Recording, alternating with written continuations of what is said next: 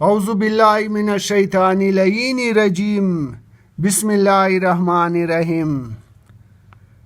ینابع المودت، علامہ جلیل الشیخ سلیمان حسینی بلخی قندوسی حنفی سنی مفتی اعظم قسطنطنیہ، ترجمہ و حواشی مولانا محمد شریف صاحب۔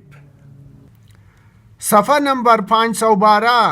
ملا اور ابن احمد کی روایت میں ہے کہ رسول اللہ صلی اللہ علیہ وآلہ وسلم نے فرمایا، اے ام سلمہ، جب یہ مٹی خون ہو جائے تو سمجھ لینا کہ امام حسین علیہ السلام قتل کر دیے گئے ہیں۔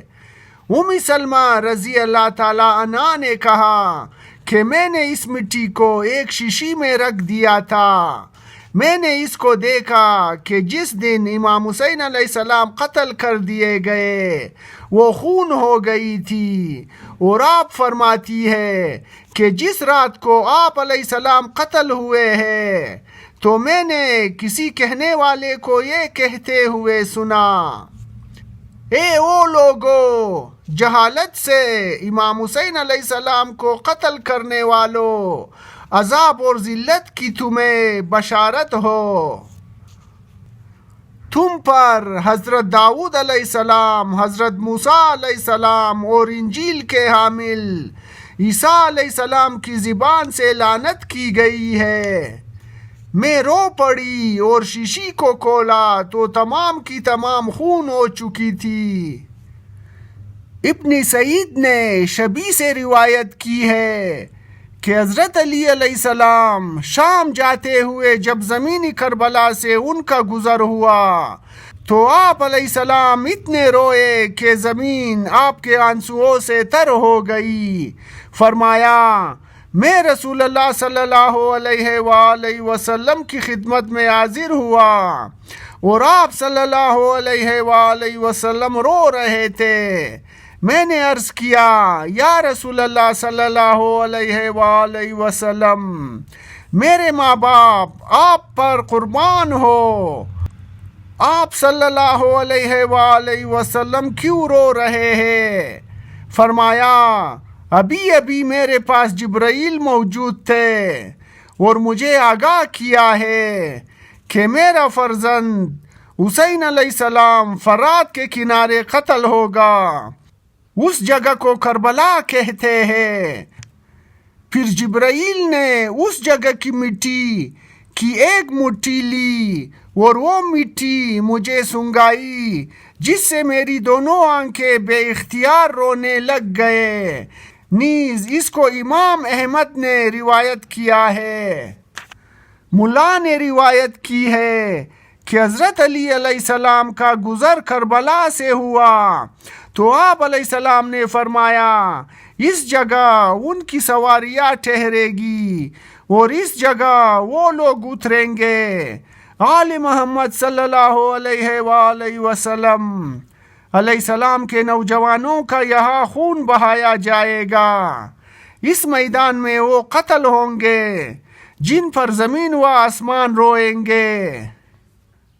ترمذی نے سلمہ سے روایت کی ہے کہ انصار کی ایک عورت نے کہا کہ میں ام سلمہ کی خدمت میں حاضر ہوئی اور آپ رو رہی تھی۔ میں نے عرض کیا، آپ کیوں رو رہی ہے؟ فرمایا، میں نے رسول اللہ صلی اللہ علیہ وآلہ وسلم کو خراب حالت میں دیکھا ہے۔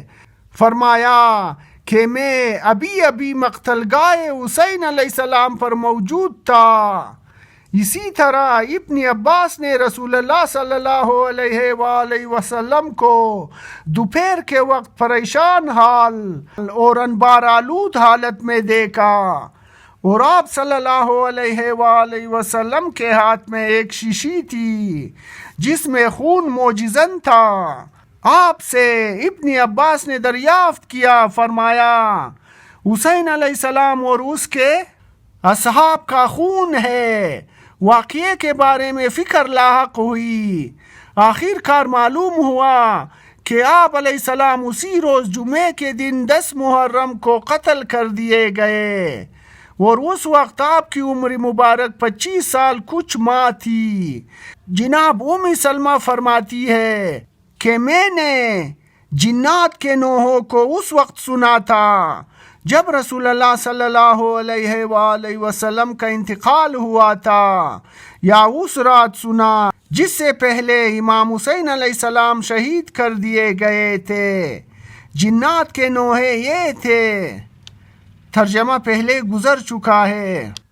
میں نے ایک دوسرے جن کی آواز کو سنا جو کہہ رہا تھا، آپ کی پیشانی پر نبی نے ہاتھ پھیرا، آپ کے رخساروں پر روشنی تھی، آپ کے والدین قریش سے بلند مرتبہ انسان تھے، آپ کا نانا دیگر لوگوں کے نانے سے افضل تھا۔ ایک اور جینیا نے کہا، حسین علیہ السلام زبردست پرہیزگار تھے، حسین علیہ السلام عزم میں ایک پہاڑ تھے۔ ایک اور جینیا نے کہا، اے آنکھ خوب روئے، تیرے بعد شہداء پر کون روئے گا؟ اس گروہ پر رو لے جس کو موت کھینچ کر زبردستی کمینے ملک کی طرف لے گئی۔ رغد اس آدمی کو کہتے ہیں جس کا نسب صحیح نہ ہو۔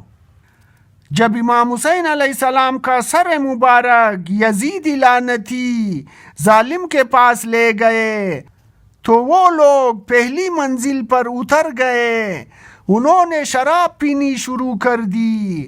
ہم اس حالت میں ہی تھے کہ ناگاہ دیوار سے ایک ہاتھ نمودار ہوا جس کے پاس لوہے کا قلم تھا، اس نے خون کا ساتھ یہ سطر لکھ دی، امت حسین علیہ السلام کو قتل کرنے کے بعد اس بات کی امید رکھتی ہے کہ قیامت کے روز ان کو آپ کے نانے کی شفاعت نصیب ہوگی۔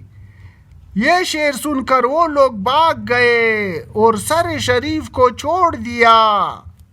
منصور بن عمار اور نیز دوسرے آدمی نے روایت کیا ہے کہ یہ شعر سرزمین روم پر ایک گرجا میں تحریر تھا۔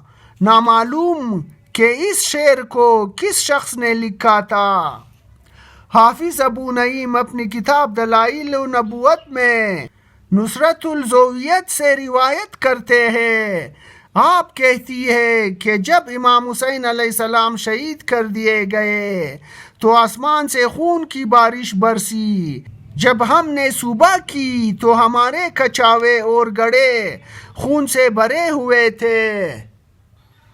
نصرت کی حدیث کے علاوہ ایک اور حدیث ہے کہ آسمان سیاہ ہو گیا تھا حتیٰ کہ دن کو ستارے دکھائی دینے لگے، اور جو پتھر اٹھایا جاتا تھا اس کے نیچے خون جوش مار کر نکلتا تھا۔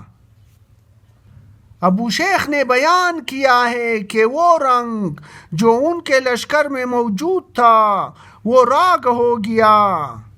آپ ایک یمن کے قافلے کے ساتھ تھے جو عراق جانا چاہتا تھا۔ ان حضرات کی ان لوگوں سے ملاقات ہو گئی۔